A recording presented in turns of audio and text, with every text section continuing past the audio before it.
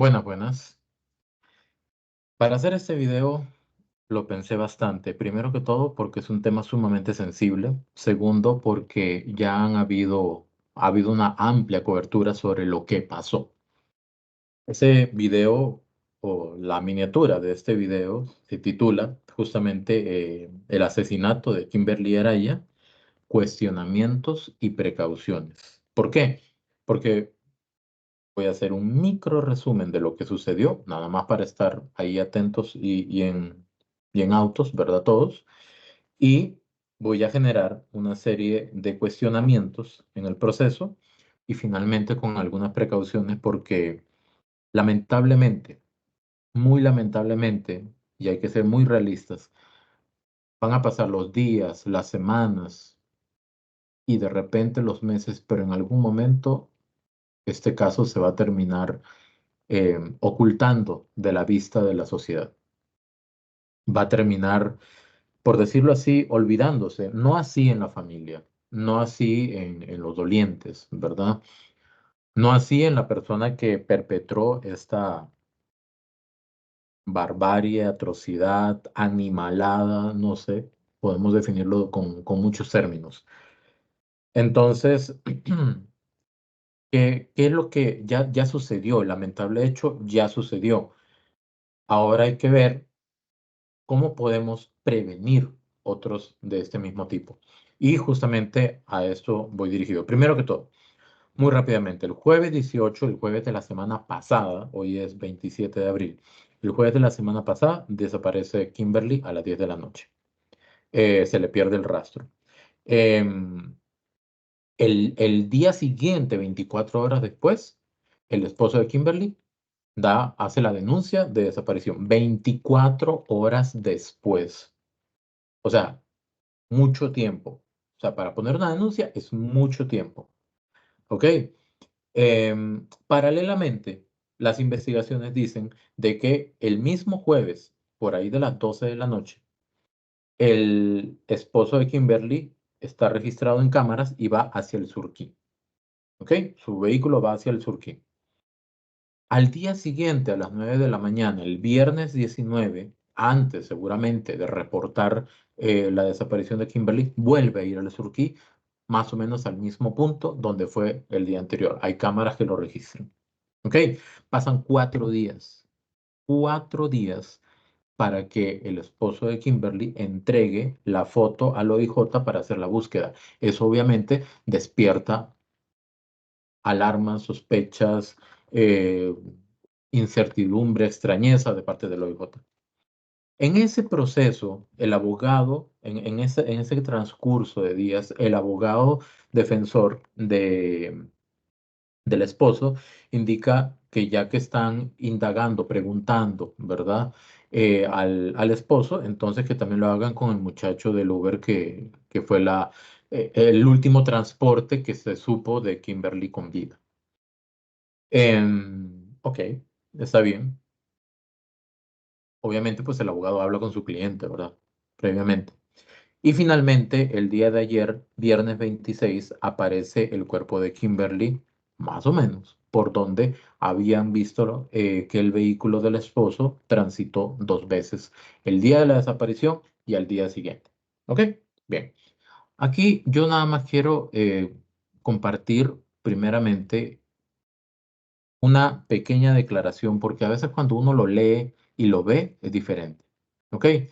Cuando se declara de que ya se encuentra el cuerpo de Kimberly, La Teja publica justamente esta cita directa del abogado defensor, donde él se refiere al hallazgo. Dice, nosotros aún así mantenemos la tesis de inocencia y al contrario, ahora que se le informó, ¿verdad?, sobre el hallazgo del cuerpo, se quebró a llorar y a sufrir, porque de una vez dijo que cómo esto iba a enterárselo a los hijos, o sea, cómo se los iba a decir, y esto, y todo el tema. Yo voy a, este es un caso que debe despertar mucho la sensibilidad de la gente, ¿ok? Debe despertar sumamente la sensibilidad de la gente, porque de lo contrario, no tendría algún propósito o sentido, más bien, que nos aflijamos con la pérdida de un ser humano. Y en lo particular, a mí esta declaración me parece sumamente fría, sumamente inadecuada. Y en lo particular, cuando una persona, pues, alude a inocencia, lo primero que dice es, em, yo no fui, ¿ok? Pero me imagino que para los abogados eso es normal, es decir, nosotros aún así mantenemos la tesis de inocencia. Yo creo que habría que tener un poquito más de delicadeza, un poquito más de sensibilidad, de humanidad, pensando en la familia, pensando en los niños. Independientemente, y aquí sí el paréntesis necesario, independientemente de quién haya sido, porque legalmente, la única persona que puede dictaminar a ciencia cierta si alguien es inocente o culpable de un delito es un juez, mediante una sentencia. Eso es legalmente. Ningún periodista, nadie de la familia, yo, nadie puede decir fue fulano, fue mengano. O no fue fulano, no fue mengano. ¿Ok? Sin embargo, pues obviamente hay una serie de situaciones aquí que se están dando y que tampoco uno puede ser ciego ante esas cuestiones. En el momento en el que el día de ayer, viernes, eh, aparece el cuerpo de Kimberly, inmediatamente el esposo pasa a ser sospechoso. ¿Ok? Bien. Pero ¿qué pasa? Diferentes medios de comunicación han estado informando que tienen el expediente como tal del caso. Y ahí indica dos cosas muy preocupantes. Y eso a mí me hace generar los primeros cuestionamientos. Primero que todo, en algún momento, hablando con familiares y amigos cercanos a ellos, ¿ok? A la pareja, digamos, a Kimberly y al esposo. En algún momento se dice que el esposo dijo, independientemente de cuál sea la situación jurídica de él en este momento, eso está en el expediente, tal cual. Ya que el esposo es sospechoso, en el expediente dice eso, el expediente lo tienen los medios de comunicación y ya se ha hecho público, ¿ok? Dice que en algún momento el esposo dijo que si Kimberly lo dejaba, él la mataba. ¿A quién le dijo eso? Y me pongo a preguntar, me pongo a cuestionar también. Esa persona, ¿por qué no dio una alerta? Al 911, a la policía, a Kimberly, a la familia de Kimberly, a quien sea. O sea, no es habitual, no es normal que una persona le diga a otro si fulanito o fulanita me deja, entonces yo la mato o lo mato. Eso no es normal. Me enojo, nunca se lo perdono, no sé qué haría, me mato yo, no sé, algo así, pero estamos hablando de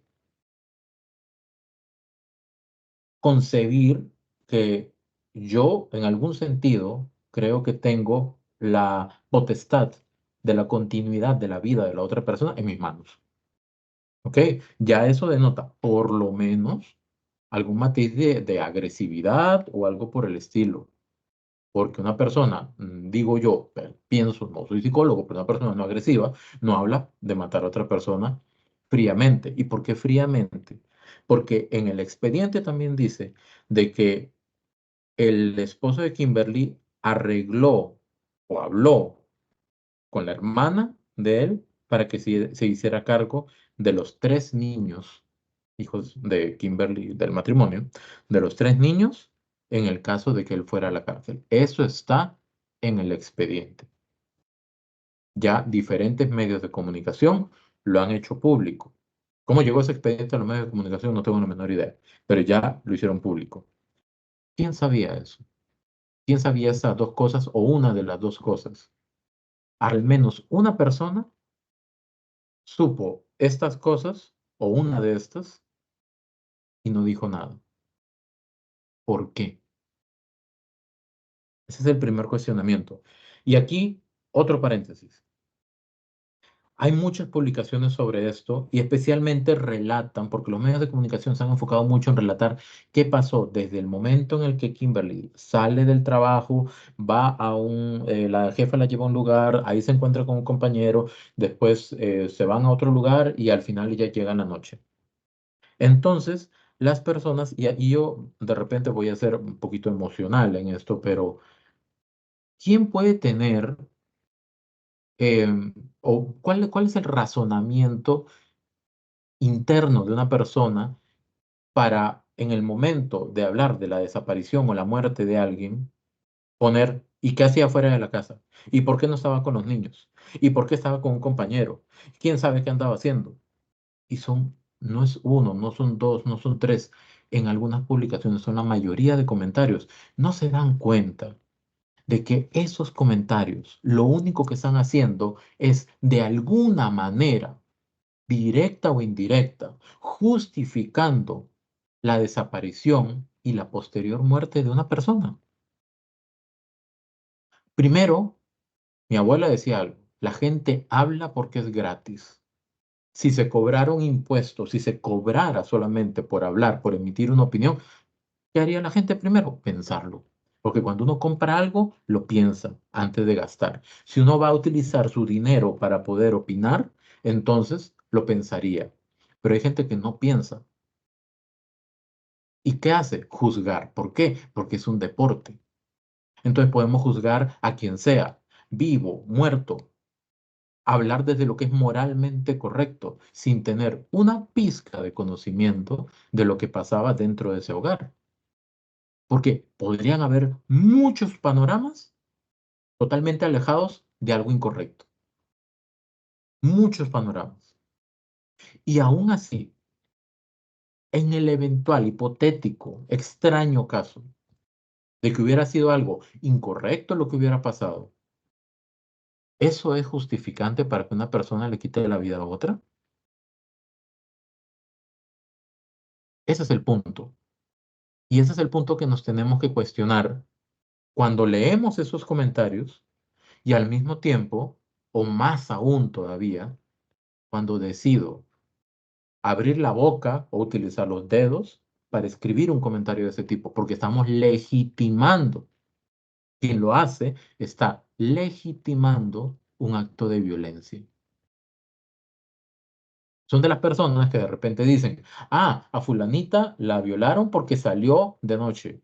La gente tiene derecho a salir de noche. A fulanita le hicieron tal cosa porque andaba en agua, con minifalda. Las personas pueden andar como les dé la gana. No, no anda un rótulo que dice, vióleme, tóqueme, abúseme. No, hacen ejercicio de su libertad. Temas de precauciones, sí, pero eso es otra cosa. No justifica ninguna de esas circunstancias el hecho de que una persona violente mínimamente a otra persona o incluso llegue al punto máximo de quitarle la vida. ¿Ok? Esto es una opinión muy personal. Y por supuesto, repito, una vez más, subrayo, cualquier comentario que trate de explicar justificadamente lo que a esta persona le sucedió, en el caso, por ejemplo, de Kimberly, es una muestra increíble, magnánima de insensibilidad. Y yo le diría a esas personas, cuestiónense cuáles son sus valores, cuáles son los valores que dice tener, su concepción de lo que es la vida, de lo que es la libertad, sus valores morales, religiosos, lo que quiera. No hay justificación. Nadie puede tomar como propia la potestad de decidir si esa persona vive o no vive, o vive bien o no, o si es víctima o no de violencia. Las personas no merecen eso bajo ninguna circunstancia. Y finalmente, vienen aquí las precauciones. Y aquí voy de vuelta. Y esto lo voy a mencionar muy rápidamente, pero sí me interesa mucho compartirlo. La BBC hace un tiempo realizó una investigación para definir si los asesinos se hacen o nacen. Y acá hay un reportaje sumamente interesante, voy a ver si lo acerco un poco, donde habla primero que todo sobre una investigación a nivel genético. Eventualmente, la aparición o la ausencia de un gen en específico podría estar ligado a una gran cantidad de personas que perpetran asesinatos. Quiere decir que podría haber una condición genética inicial. Sin embargo, también está el tema de las vivencias de la persona, de la crianza específicamente, del entorno social, de las personas que fueron influencia para esa persona, de lo que esa persona observó desde que era pequeña. Y la conclusión es que hay literalmente una combinación asesina. Y dice así, por tanto, parece que una tendencia genética hacia la violencia y el maltrato infantil son literalmente una combinación asesina. Eso quiere decir que los homicidas nacen y se hacen al mismo tiempo. ¿Y esto para qué? Veamos cómo están creciendo los niños hoy. Observemos qué están viendo los niños hoy. ¿Qué están viendo en el celular? ¿Qué están viendo en la televisión? Si es que ven televisión, ¿qué están viendo en la casa? ¿Qué están viendo en su entorno social? Porque eso impacta directamente. Y no le podemos hacer en el tamizaje cuando los niños nacen una prueba para ver si tiene una predisposición genética para la violencia. Y aún así, una persona con esa predisposición de repente tiene una crianza completamente distinta y el gen la aparición o la ausencia de ese gen no va a influir en que desarrolle conductas violentas. Son dos aspectos, la genética y la formación. ¿Cómo estamos formando a los niños hoy? Porque los adultos de hoy ya están formados. Y por el otro lado, Infobae, una plataforma de noticias también muy prestigiosa, igual que la BBC, indica en en un reportaje que hizo con una especialista que se llama Feggy Ostrowski, licenciada en psicología, maestra de trastornos de la comunicación por la Universidad de Northwestern y doctora en biomedicina por la Universidad Nacional Autónoma de México, explicó a Infobae justamente cuáles son las señales de alerta que deben exigir cuáles son las señales de alerta que deberían exigir justamente una alerta de nuestra parte y alejarnos de personas que podrían ser eventualmente violentas o con potencial homicida. De esto habla esta nota, ¿ok? Y me voy a permitir leerlo así. Son personas manipuladoras, groseras, altaneras. En general hay gente que tiende a manipular a los demás para obtener su propio beneficio. Si observa bien, te puedes dar cuenta en pequeñas acciones, como que le grite al mesero, al salonero, puede ser un síntoma. Cuando tratan mal a alguien, cuando que está sirviéndole, se consideran superiores y pretenden mantener un control según su propia perspectiva. Y adicionalmente dice, son personas insensibles. La insensibilidad ante los demás es un síntoma muy claro. Expresiones como pobre, retrasado, etcétera, son, o sea, palabras despóticas hacia otras personas, ¿verdad? No tienen sentimientos de culpa o arrepentimiento. No le preocupa la moralidad de sus acciones. Utiliza el engaño para conseguir lo que quiere. Adula a los demás para obtener sus fines. Pero no porque sea sincero, tiende a ser cínico, suele explotar a los demás para sus propias ganancias. Ambos enlaces voy a compartirlos en la descripción del video por si alguien desea leerlos con atención. Aquí, ¿qué es lo importante? Aquí lo importante es, primero, no ser insensibles y tomar un sentido de misión ante esto que está pasando. Esto tan lamentable, triste, pero sobre todo indignante que está sucediendo. ¿Ok? Porque no es una estadística, es una vida. Y por otro lado, tener precauciones. Y ahí es donde las personas, si ven que están rodeadas, ya hablando en términos generales, ¿verdad? No haciendo alusión directa a alguna persona que sea sospechosa o algo por el estilo, pero si uno siente que está siendo rodeado, que vive rodeado, ¿ok? Em, de personas que cumplen un perfil violento, manipulador, agresivo, extorsionador y todas esas cosas que describen ambos artículos, ¿por qué esperar a más? Si uno no se siente cómodo, feliz cerca de esas personas, ¿por qué esperar a más? En el peor de los casos, hasta la vida podría estar en juego. Estudiemos y leamos sobre conductas agresivas, estudiemos y leamos sobre narcisismo, estudiemos y leamos sobre salud mental, pero sobre todo, seamos muy selectivos y observadores, porque si eventualmente sabemos de que alguien puede estar viviendo una situación de agresión, de repente por lo menos sería bueno mencionárselo y decirle de que eso no es normal.